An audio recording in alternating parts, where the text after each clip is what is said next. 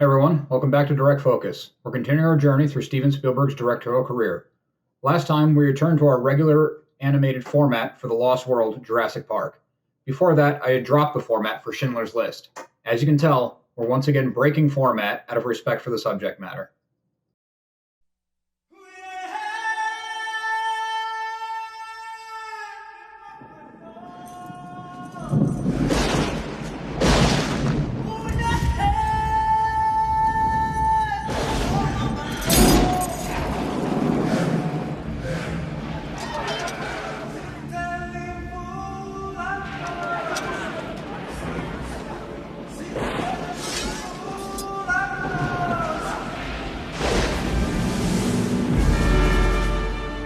They were first detained by officers of the survey brig off the coast of Long Island. Can only assume that the charge is murder.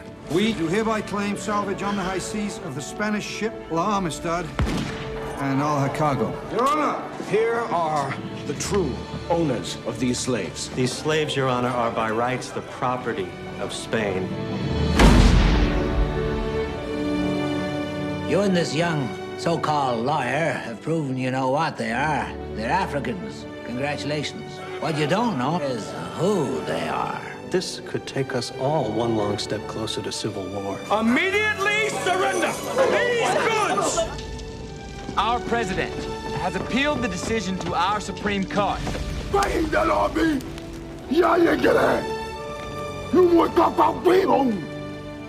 have to try the case again. I will call into the past and beg my ancestors to come and help me, for at this moment I am the whole reason they have existed at all. This is the most important case ever come before this court. Because what it in fact concerns is freedom, the very nature of man. And the proof is the length to which a man will go to regain it once taken. He will break loose his chains. He will decimate his enemies. He will try and try and try against all odds, against all prejudices, to get home.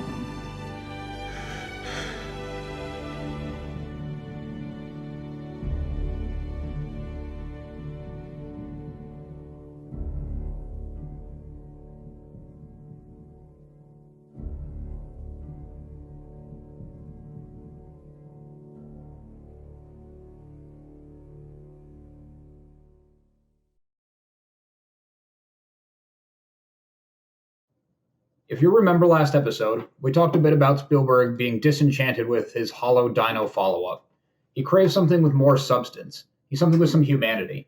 In the middle of making The Lost World, he was also elbow deep in setting up an independent studio called DreamWorks. This movie, Amistad, would be DreamWorks' first release.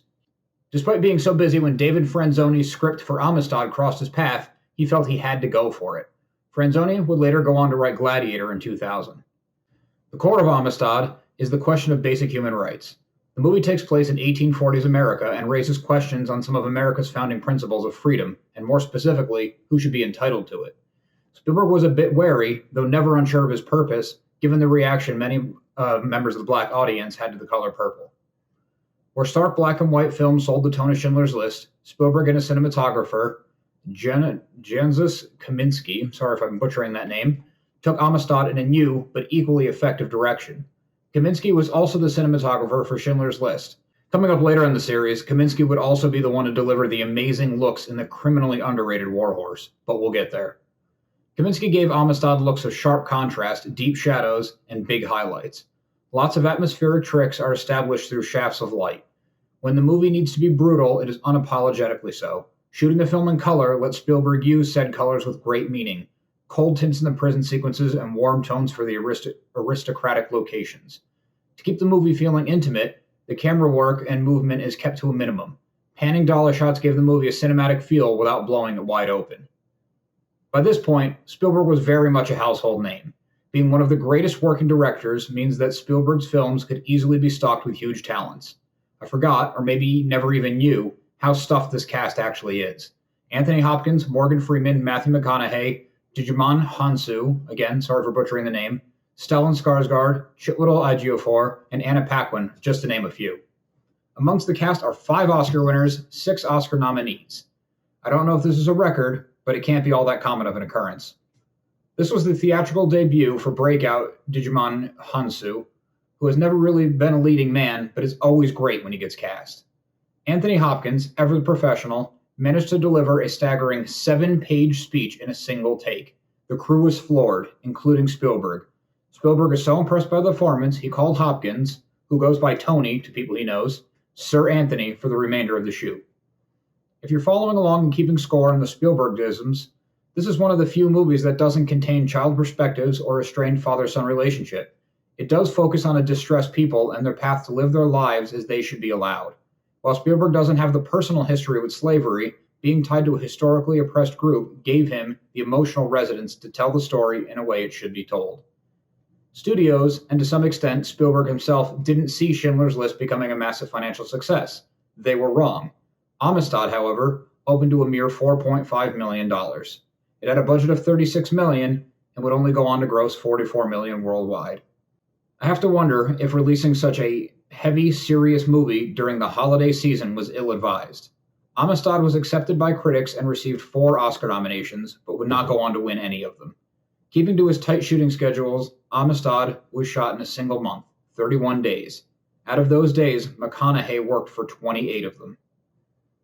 Like in any historical-based drama, some liberties were taken to tell the story. Without going too far into each and everything that was changed, one issue stands out as a constant. The film has been criticized as a white savior movie. Smaller issues, such as constant talk of the Civil War, which was a full 2 decades away, and Martin Van Buren on the campaign trail, even though candidates in that time did not campaign, are more easily forgivable and not nearly as hot-button. In all the articles I read, new and old, fair, attacking, biased, or ill-informed, one thing stood out as another constant. The more brutal elements of the movie, involving the slave trade, the transactions of slavery, and the Middle Passage, are all considered to be completely accurate.